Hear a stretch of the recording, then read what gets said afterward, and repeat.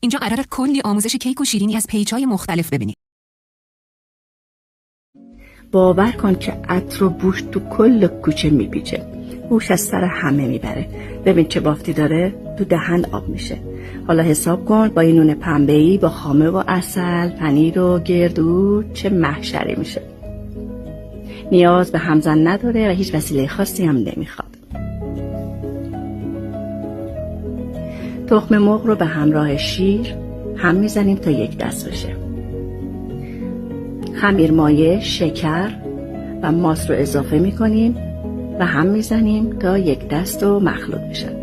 روغن مایه، نمک و بیکینگ پودر هم اضافه میکنیم. آرد رو کم کم اضافه میکنیم چون ممکنه همه آرد مصرف نشه.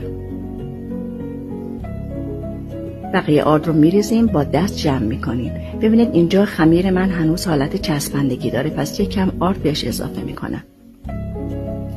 بعد کره ذوب شده رو اضافه میکنیم، مخلوط میکنیم و روش رو میپوشونیم و 1 ساعت استراحت میدیم.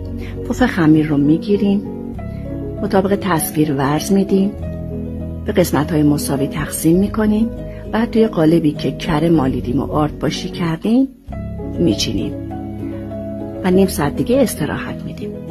بعد روی خمیرمون رو از ترکیب زرده، شیر و زعفرون روش میمالیم و کنجد، سیاه دونه و زیره میپاشیم. دوستان گلم حتما فالو کنید.